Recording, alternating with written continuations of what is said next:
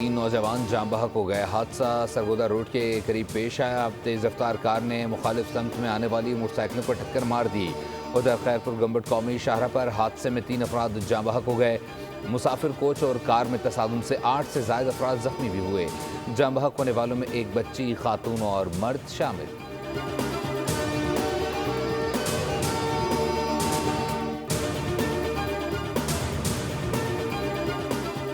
اور امریکہ نے ایرانی ڈرون نیٹ ورک پر پابندیاں عائد کر دیں۔ متحدہ عرب امارات اور چین کی کمپنیوں پر بھی پابندیاں عائد۔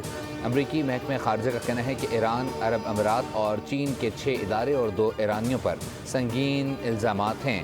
یہ ادارے اور کمپنیاں ایران کے لیے ڈرون پرزجات فراہم کر رہے تھے۔